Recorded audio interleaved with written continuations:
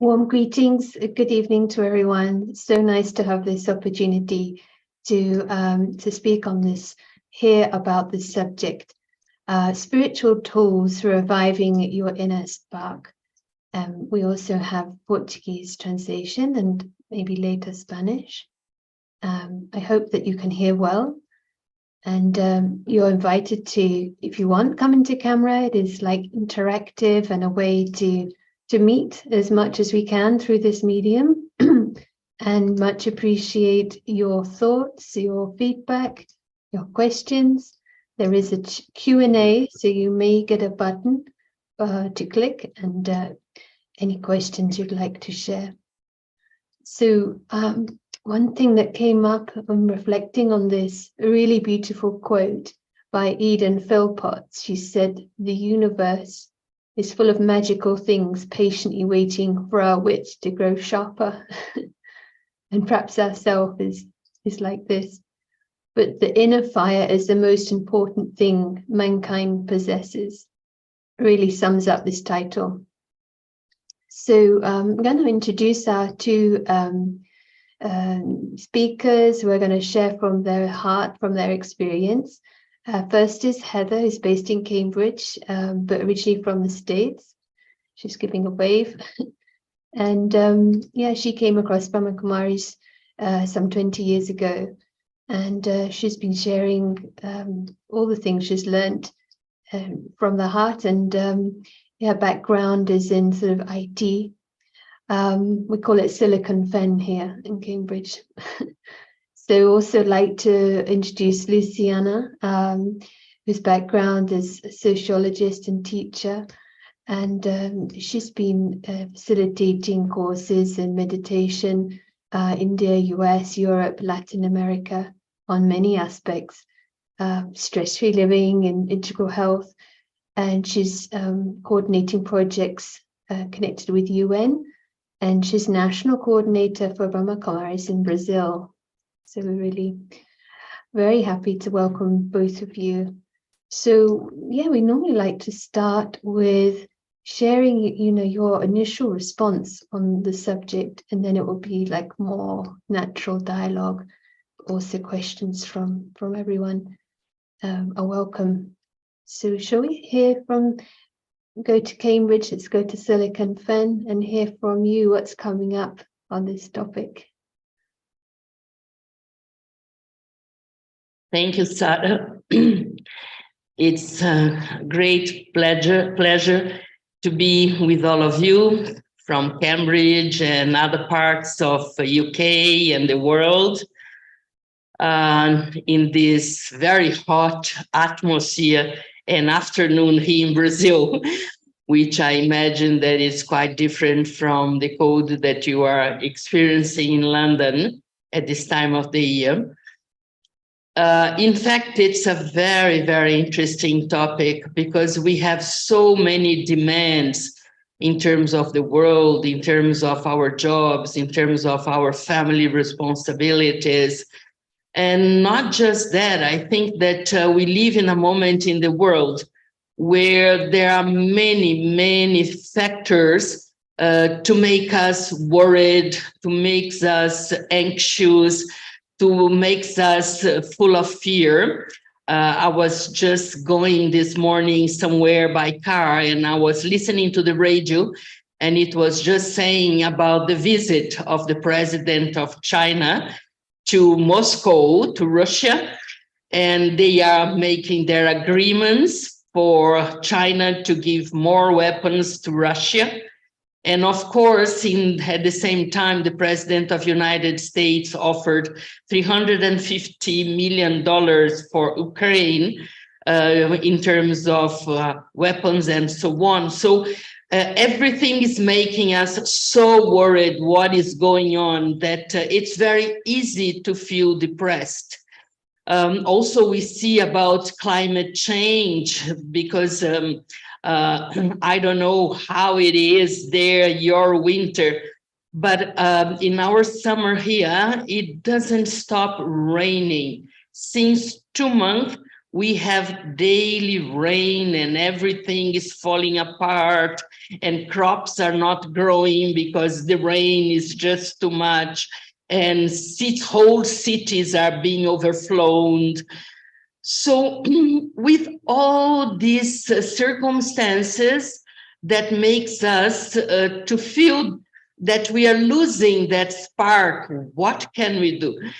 And I think that we in Brahma Kumaris have a wonderful answer for that, because all the work that we do is to create this inner flame, to empower this inner self, so that independent of whatever is happening outside of us or even with us, we can keep the courage, the enthusiasm to keep going.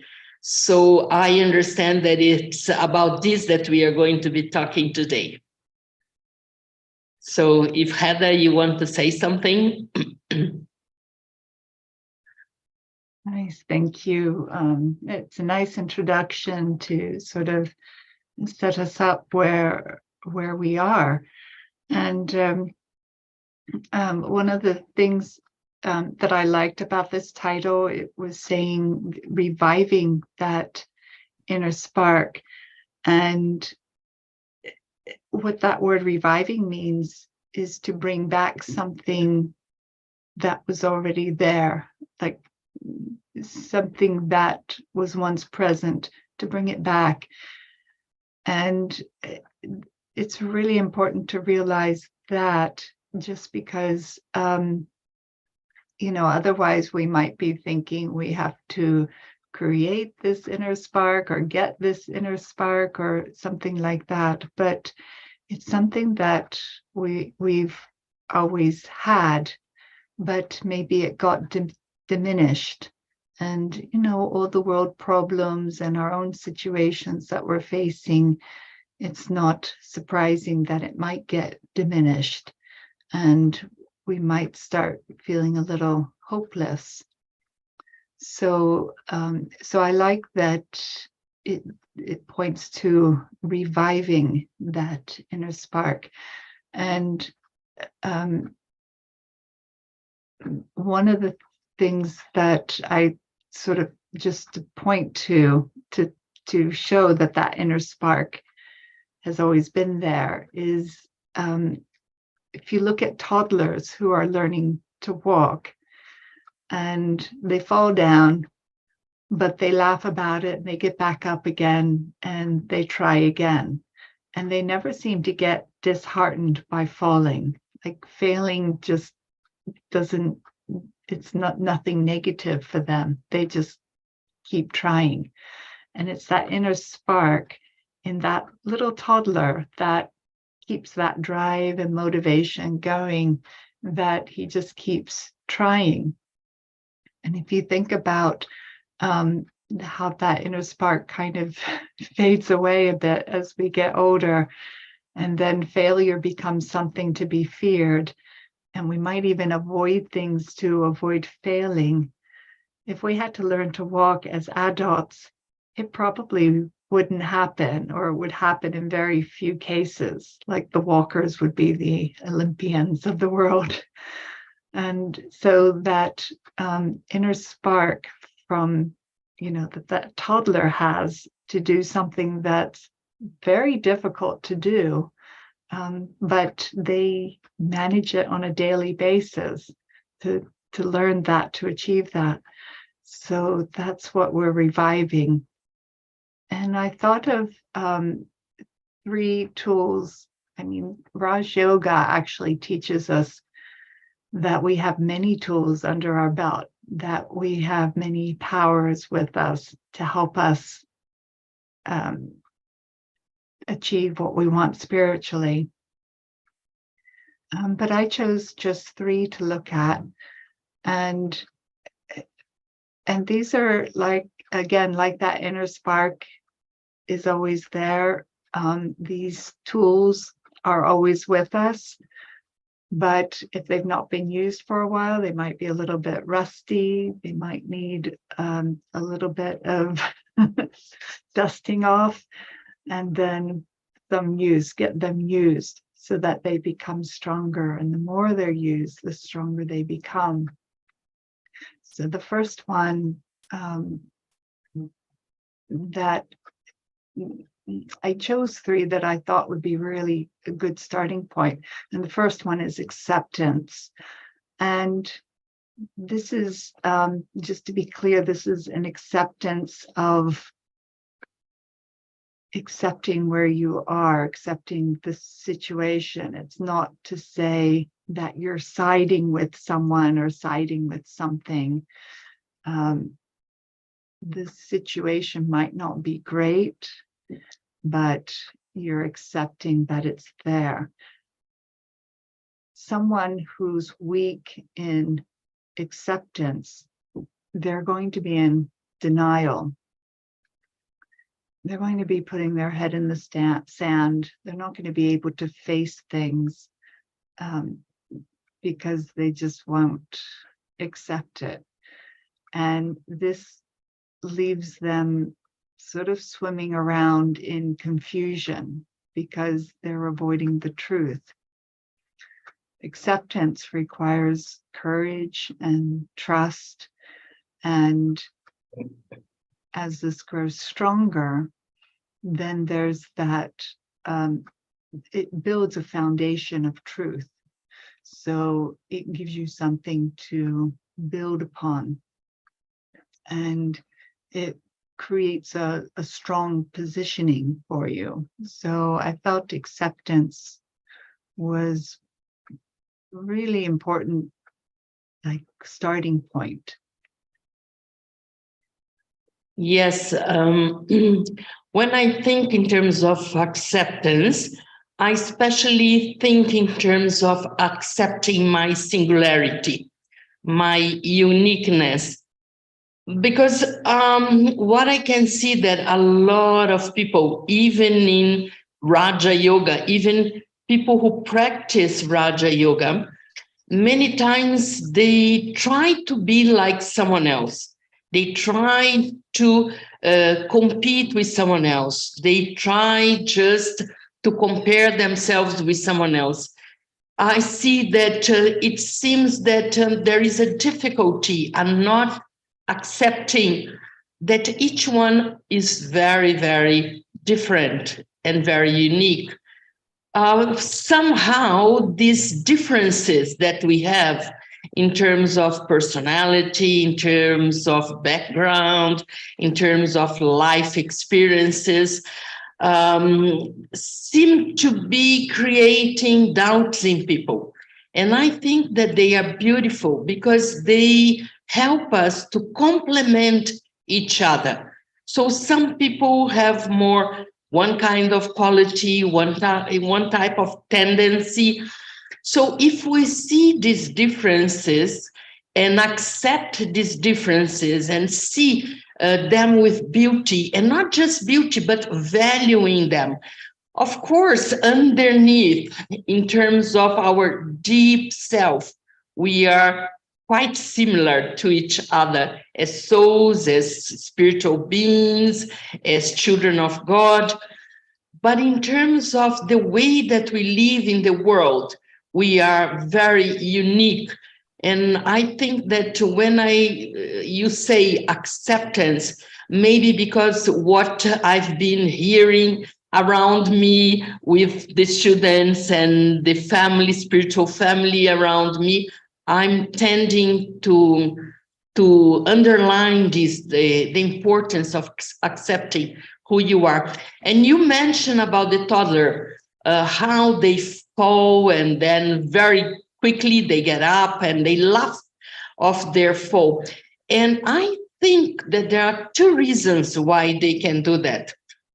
One of the reasons is that they live very much at the moment. And we have been hearing about this as a very important way to live our day-to-day life, to live at the present, to live at the moment, and not projecting too much about the past, about the future, but accepting what is happening now.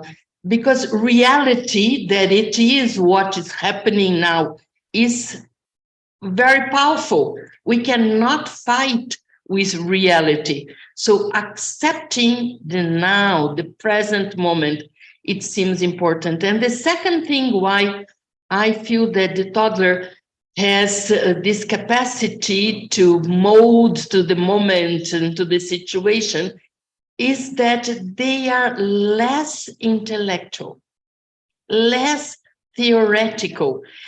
And somehow we adults, we have become too theoretical.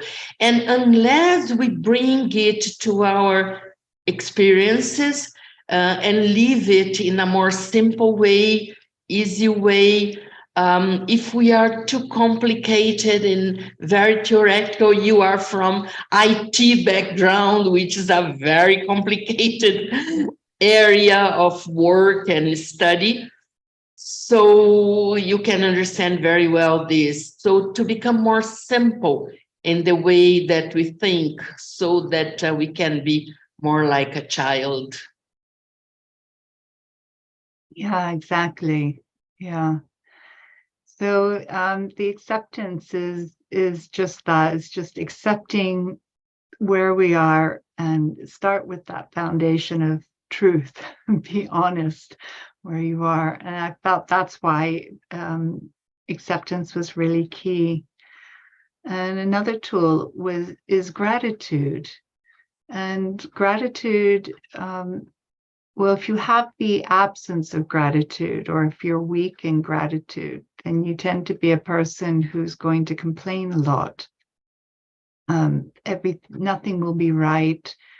You'll never be satisfied, and everything will seem like an offense. And probably know some people that are like this, and those people can be difficult to be around because they're very draining. But if you think that you're finding it difficult to be with them for maybe half an hour, and just think that they're with themselves 24/7. So their life is very heavy and draining. And this is someone who has an absence of gratitude. Now, it's very easy for any one of us to move into that direction, to where we become constantly always complaining and unhappy and never satisfied. But if we start to exercise this tool of gratitude, then that gives us power to see things in a different way and to become light, to be uplifted. It's like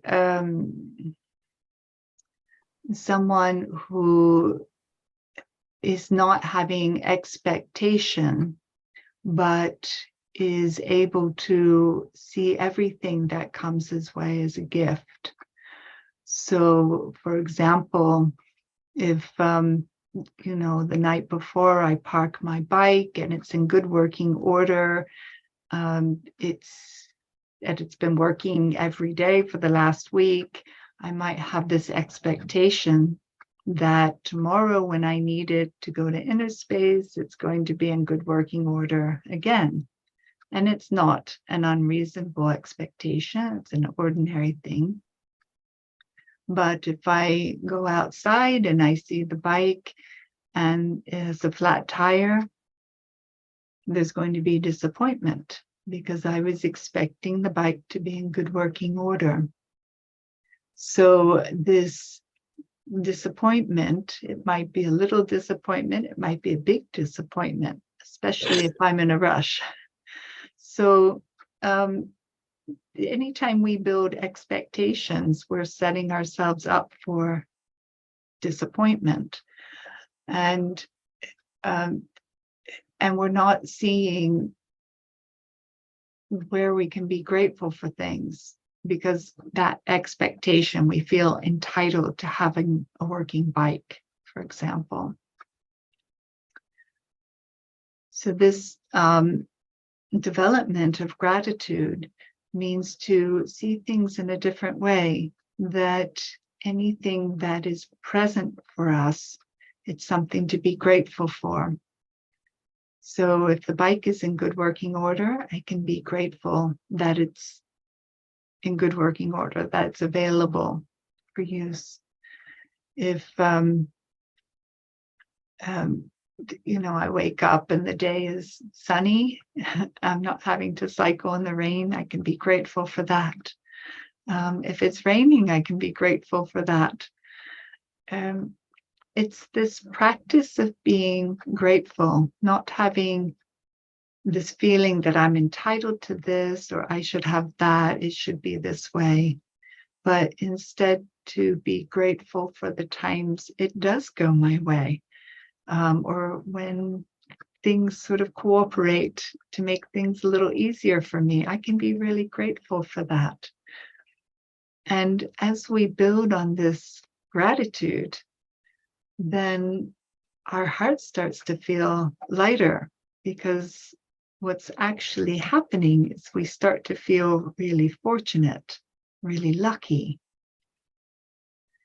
And it's one of these things that kind of builds up. And as we feel more fortunate and lucky, we start to feel lighter.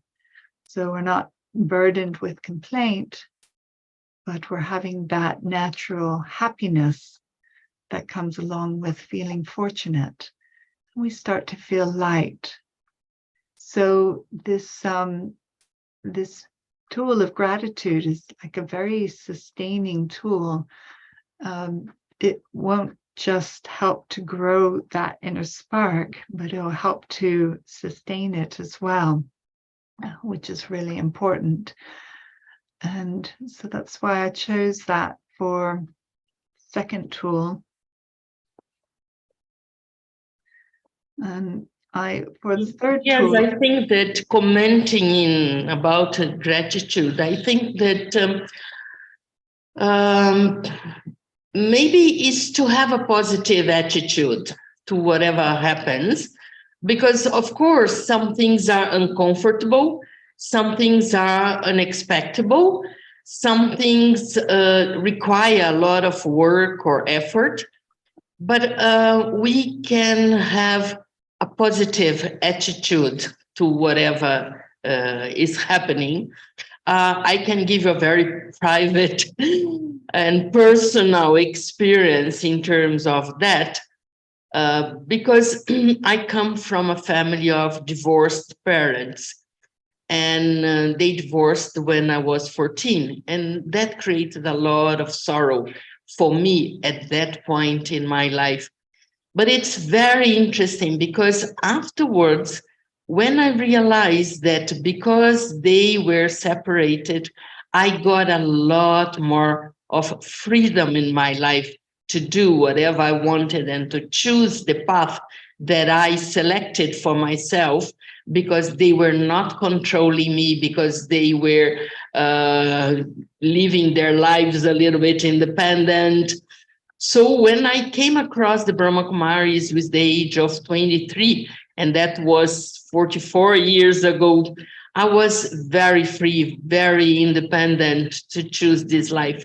So I think that this gratitude is to find the positive aspect of everything that comes, even aspects which might not seem very appropriate or full of sorrow, and situations which are not easy, but to have a kind of positive perspective. And also when we see around of us just the fact of so many blessings that we have in our lives, it's just many reasons to feel gratitude. If you see like just the fact that you have hands and feet, and you walk, and eyes to see, and everything basic like that, and a heart to love. I think that it's just amazing if we focus in the beauty that it's around us. But also one thing, there are many studies about gratitude. And one of the aspects that were found out with the attitude of gratitude towards life, towards people, and so on, is that it's extremely healthy. It's good for your health. It's for your body, for your mental state, to feel this gratitude. So it's something that I agree with you 100%, that we do have to cultivate. We do have to pay attention. And even there are courses to grow your attitude of to be thankful to life. And I think, like one thing that you mentioned, you said gratitude is something that we have to practice. And I think that we can underline that we can learn about gratitude. We can learn to be more grateful. We have to practice to empower ourselves in that way. So I agree, and I think that it's very important what you just shared. Yeah, thank you.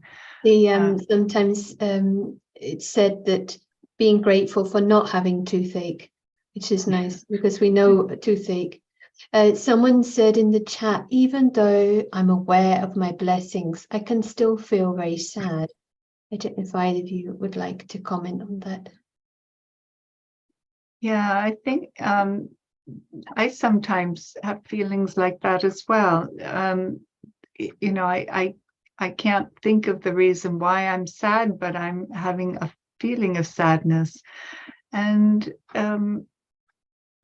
it's something that it can happen. I don't know if it's a physical feeling that gets misinterpreted as an emotion, or if it's maybe just you know, something is causing this gloominess. But I found that what really helps is to continue practicing all the things that I have in place. So so there's the habit of getting up at a certain time, and there's the habit of showering and getting dressed in the morning, and so I stick with these habits.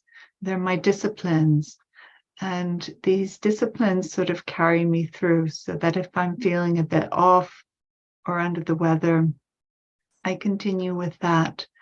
And I still go with the practice of, you know, looking for things to be grateful for, because I feel it's very important to continue that practice. So the things that are important for me, I don't stop doing it. I don't stop eating well and, you know, other things. I stick to those disciplines, those habits. And I know that this feeling is temporary, and that at some point it will shift. And so I try not to give it too much thought. And somehow this works really well for me. And I'm finding that those feelings don't last as long as they used to. So they're becoming shorter and shorter, which is a good sign. That's showing a sign of progress. I don't know if Luciana has any response to this question.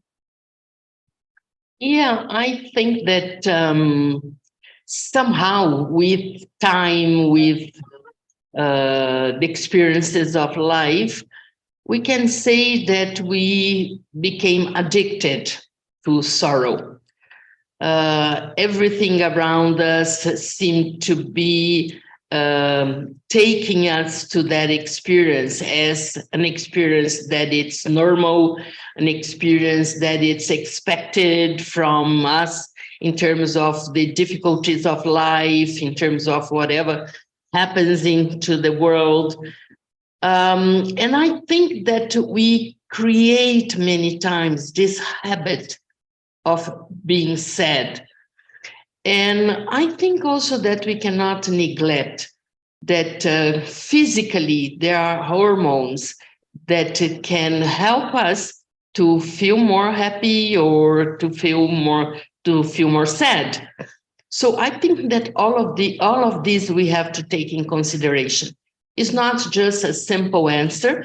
I think that there is the spiritual part of it, our attitude towards it, that definitely it's a sign of improvement in terms of spirituality, like you just said. Now you feel that these moments of sadness, they are shorter and they disappear more quickly. I think that this is a sign of spiritual development.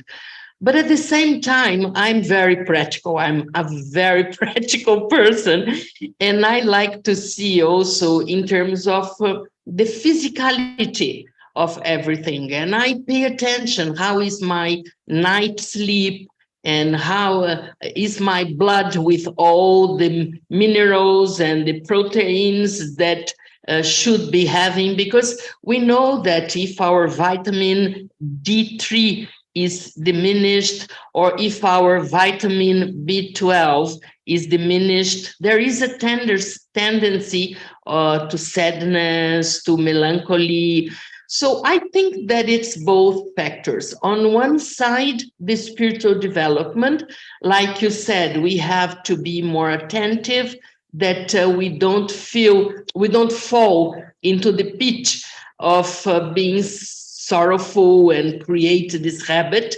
But at the same time, we have to analyze some practical circumstances, because if you are facing some menopause, or if you are facing, some lack of vitamin in your body, or if you are not sleeping well properly, I think that you have to pay attention on that as well. This is something that I have been conversing with the ones around me, that we do have to pay attention also to these practical aspects of life, which I think that they are important.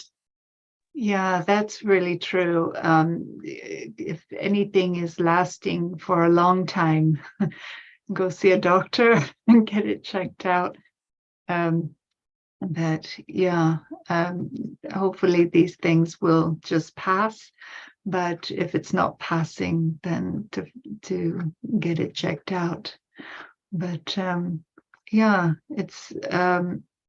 it's nice when we have these spiritual answers, that we can work on both levels, not just the physical level, but we have a spiritual level that we can work on as well. And it's like a double blast. Definitely. The problem. Definitely, we have to have these two wheels going along together, and of course, I think that a sign of a healthy mind is that even if something is happening to your body, you still have that strength and enthusiasm to overcome, and the positivity to experience that you will get better, because we know that there is an immense influence of our thoughts and our feelings in the way that our physical health is. But I'm seeing another question here about from Conrad about feeling that it's a struggle to persist on my spiritual journey. And I think that for myself, I'm quite a disciplined person, but I think that all of us, to keep persistent on our spiritual journey, we have to create some newness. And newness is not just in whatever we do. that's also important, to have some creativity, to find a new project, to find a new idea, to bring you some new enthusiasm. I think that this is important, but also to create that newness inside. So some different feelings, some different spiritual powers, some different relationship with God, some different, when you see this newness, this novelty in your life, I think that it helps you to keep your progress, spiritual progress, in a constant way. I think also that it's a question of a decision. I decide that I want to give priority to my spiritual life. So independent of whatever happens or all the other areas that I have to look at in my life. But I know that the biggest reason for me to feel happy is to develop, to enhance, to feed my spiritual life. I can just give you an example that came yesterday to me. One friend sent to me. There was a series of interviews that happened 20 years ago about what makes people happy. This happened in the United States. And it was amazing because at that point, 20 years ago, people were saying, material comfort and money and the possibility of traveling and all of that. And this was just like some 50% or 60% were giving this kind of answer. But nowadays, whatever people were saying in the interview, about something like 50,000 people were interviewed.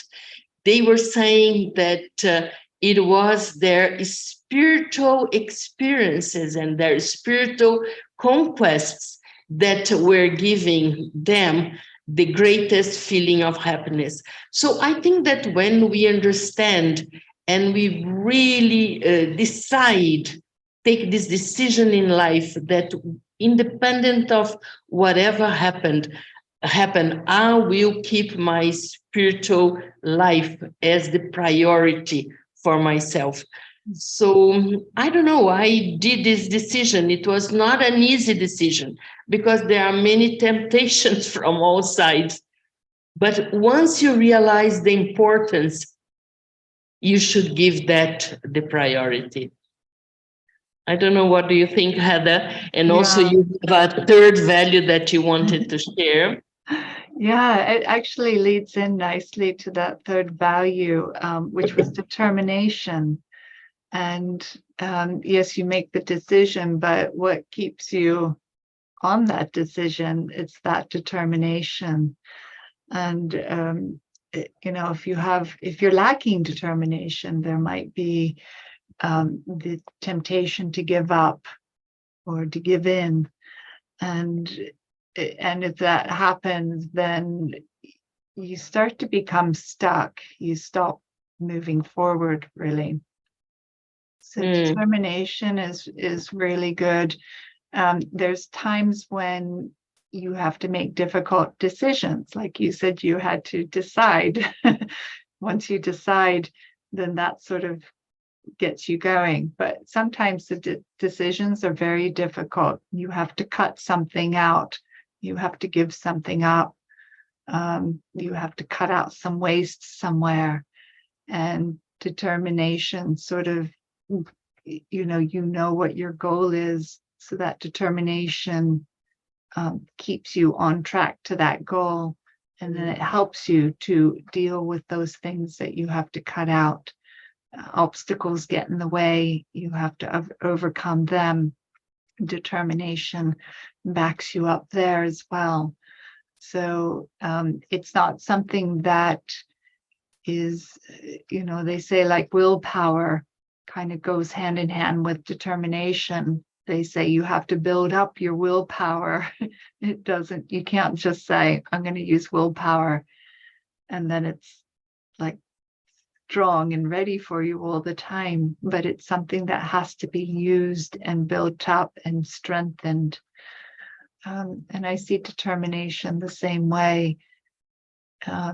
But it's a very good power to have, because it does help with dealing with things that are difficult, facing things, and keeping you on track towards your aim.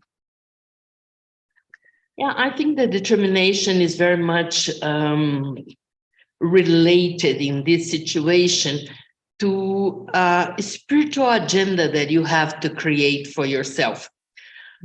Independent of whatever happens, if you have a daily routine where meditation is part of that, when you take care of your time, personal time for yourself to study, for instance, or you take care of, you made a choice in terms what kind of food you're going to eat, and you stick to that.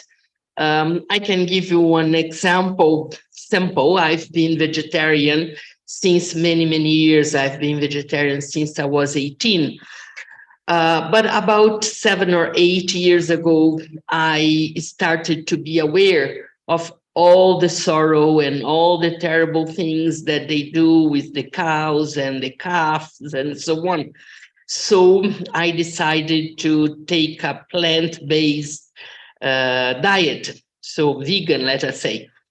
And people would say, oh, but you don't miss to have milk or to have this and that.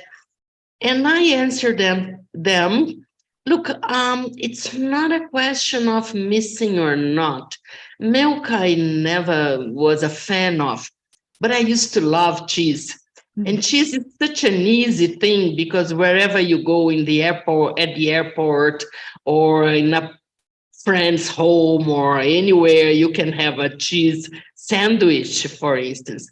So I say, I miss that, but it was a decision that I've made with determination that the violence towards the cows, it's more important for me than whatever I like or I don't like. And so after all these years, I just don't miss it anymore, because I think that I have this determination based on the understanding. It's not a determination based on blind faith, because someone told me to do it, or because I felt obliged to do it. I felt like pressed to do it. So I think that determination is very important, but the determination has to come from inside, from your comprehension, from your understanding of why you are waking up earlier to be able to meditate and to be able to study in the morning, why you are adopting such a diet, why are you not reacting towards other people in, like one of the questions here says, how to deal with people who are always negative or complaining. Sometimes we have to create a space and give a distance to some people that are too negative so that we protect ourselves.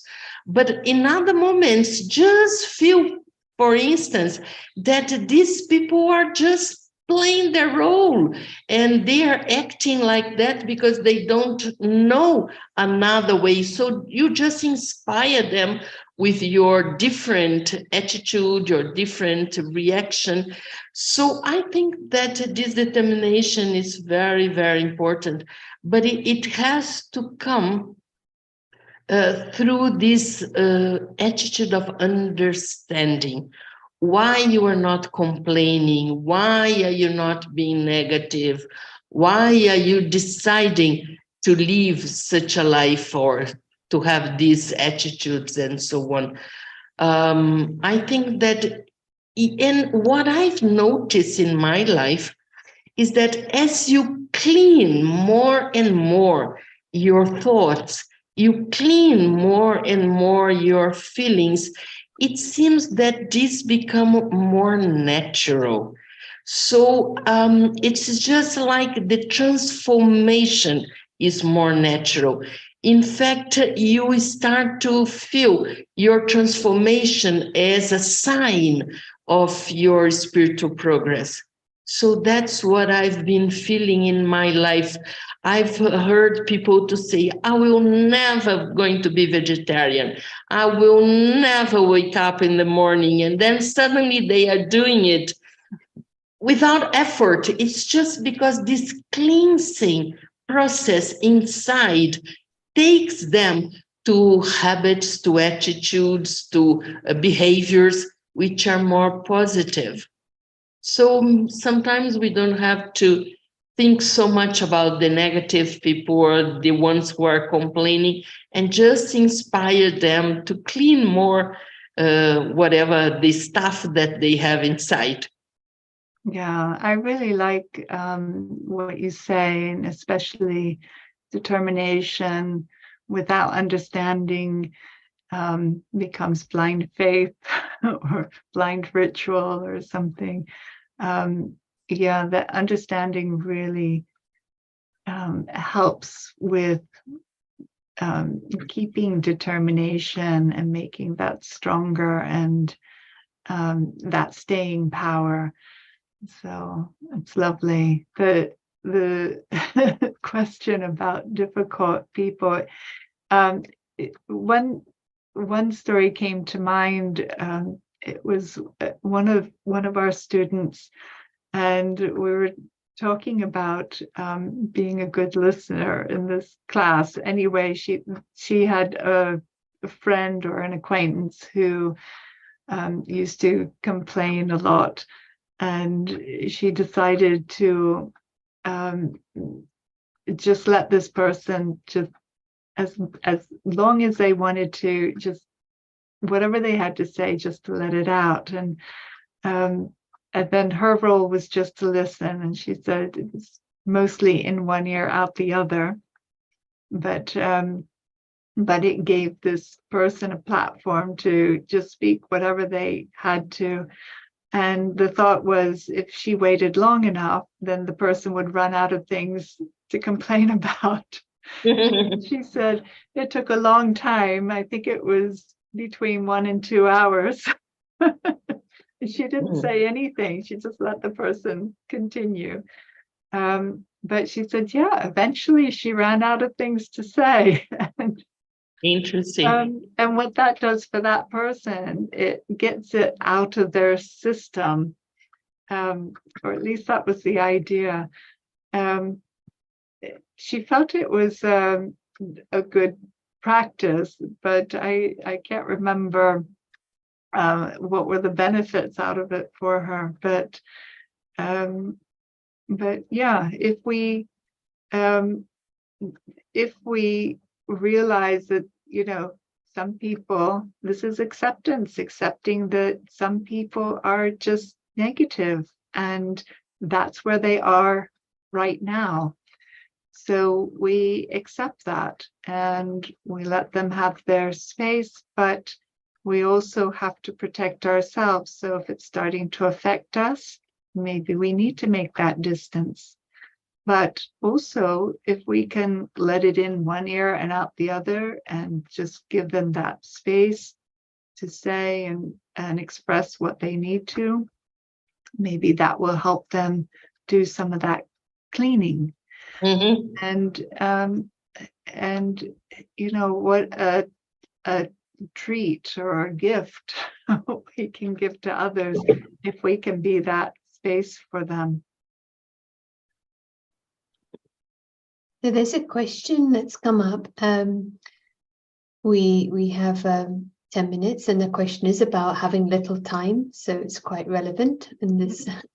But you set the scene, Luciana, at the beginning, saying the world we're in and the challenges and the instability. So for some of us, it feels also with the climate, we may be needing to reach the stability in this inner spark and help others. It's a bit like a race against time.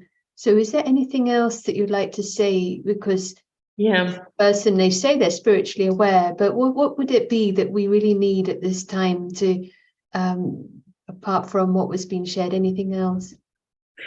I think that important word for me nowadays is the word priority, because the world doesn't have much time. People don't have much time in their lives, in their days. I don't have so much time. Also, I am already reaching almost 70 years old.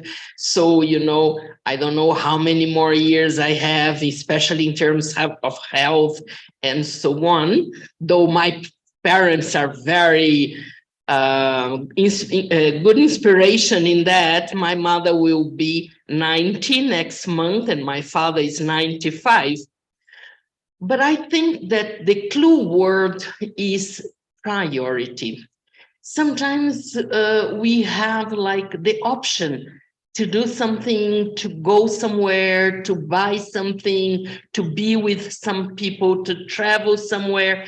So now I've been thinking in terms of, but what is the priority? What is the most important thing to do? What is the most important thing to say? What is the most important thing to buy? Maybe I don't have the money to buy everything, but what is more essential? So I think that if we prioritize everything in terms of our time, in terms of the way that we live our life, we can have a lot of benefit. I can give you an example that happened just this weekend. One of our students, in fact, two of our students, they live around 2 hours and a half from our retreat place in Brazil. And both of them have very beautiful and big motorcycle. They have 2 Harley Davidson motorcycles. And so he contacted me and said, Ken, we are just, traveling with the motorcycle. Can we go and visit you at the retreat place just to have lunch? I said, you are most welcome. Of course you can come. But are you going to travel 2 hours and a half to come here and then 2 hours and a half to go back there just to have lunch?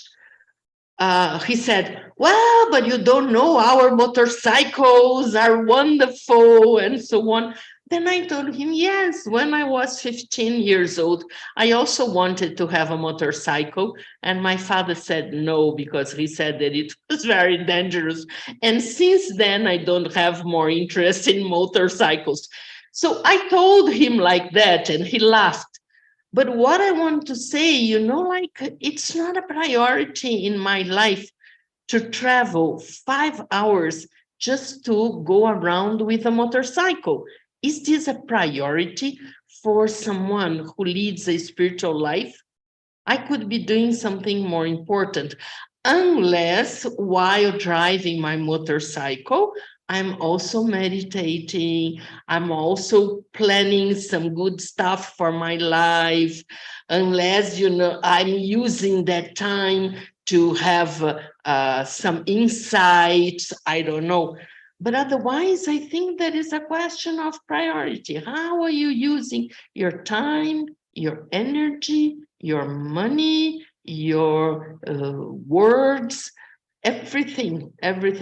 So if we think in this way before doing anything, I think that our spiritual progress can be quite fast with the little time that we have left. I don't know if it makes sense for you, the one who asked this. Yeah, it certainly makes sense for me.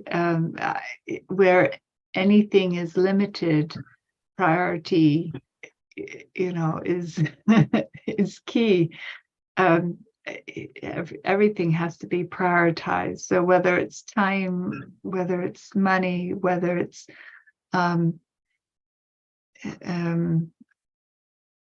yes, and anything.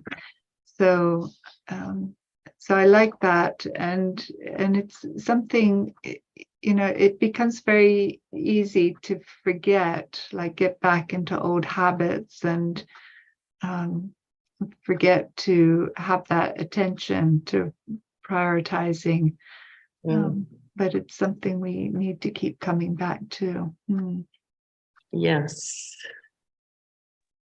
It was a nice comment in the chat just to mention that one thing they found helpful is to see what the lesson is in a challenging situation, and that can be when we're learning, we enjoy the response from the one who asked. You've helped me on my spiritual journey. I will try your advice to prioritize, and comments very helpful. So yeah, thank you. So. Yeah, it's nice if we can recognize the lesson, because that's something we can be grateful for. Comes back to gratitude. And just maybe last word, because time is running and we soon will have to finish. I think that always to look how much I have already walked in my spiritual journey. Because if I keep looking all the things that I still have to transform, all the things that I still have to conquer, all the things that I'm still not perfect, maybe I feel overwhelmed.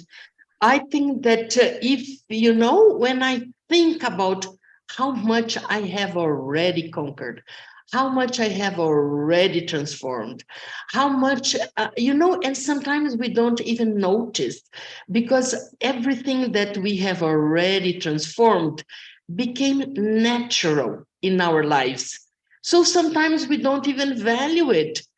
But just think how many beautiful transformations, how many beautiful new habits you created in your life, how many new possibilities, people, new ideas you have created since you started to give more attention to the spiritual side of your life.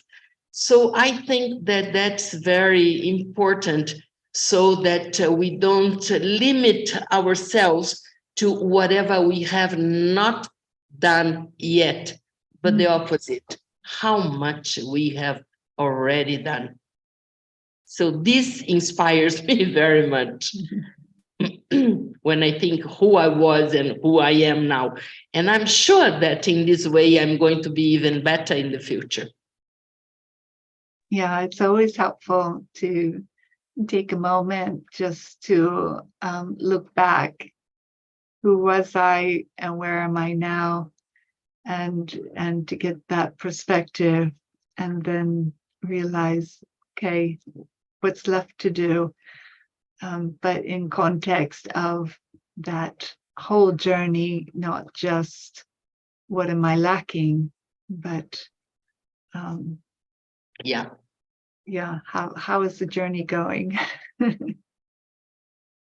So seeing like the mountain, the metaphor, but if you're climbing 5 steps, 10 steps, you see that much more. And so I suppose they help illuminate the next few steps as well.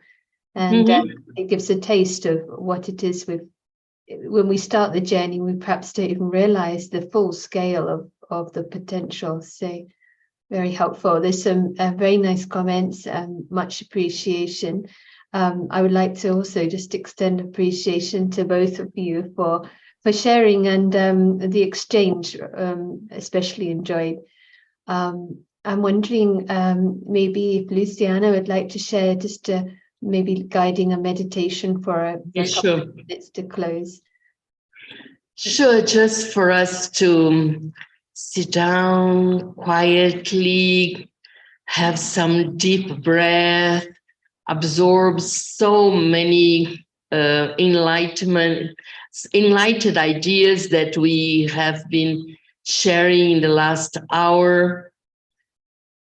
And just with this attitude of appreciation, of gratitude, we experience ourselves as we really are, our true being, our soul, our being of light, our spark of life, that everyone, each one of us, is this beautiful living soul inside of this body.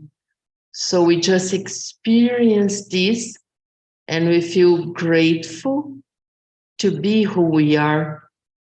And we feel focused at the present moment.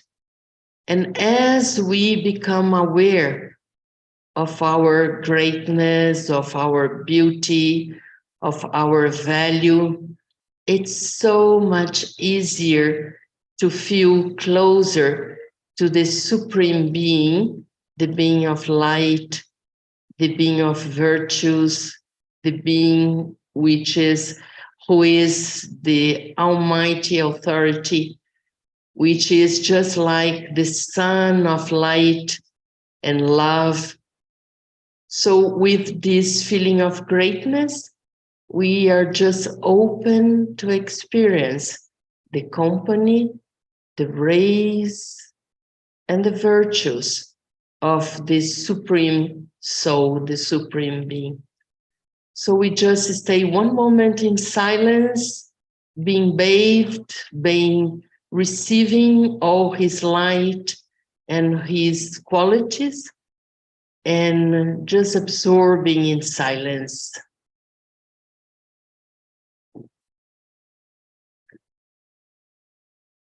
So thank you so much, Heather, to be together in this afternoon. Thank you, Sarah, and thank you to Fiona also, who was the one who was in contact to me and made the invitation. Thank you so much for this opportunity, loving feelings towards all of you, and special loving feelings and gratitude to Brother Prashant, which is an old friend, lovely friend. Thank you so much. Thanks so much to you. Really enjoyed our dialogue today. Thank you. Thanks to all, and really want to use what's been shared. So practical and very grounding. It's like the head in the sky, feet on the ground. The spark is there. I want to just give a short plug to a retreat that's starting on Sunday at 6 o'clock UK time, which will be GMT +1 on Sunday 26th. So we'll just pop the details in the chat. So thanks, Luciana. Thanks to Heather, and we'll meet again. We'll see what is in this drama of life. And thank you. And before we all go, I will just share the screen for the next talk in about a month's time, The Human and the Divine in the Age of AI, Artificial Intelligence. So another interesting aspect coming up in all of our lives, very present. And what is it, as was mentioned at the end, with the divine, and how does it affect our human life? So until next time, thank you so much. Have a great evening. Bye-bye.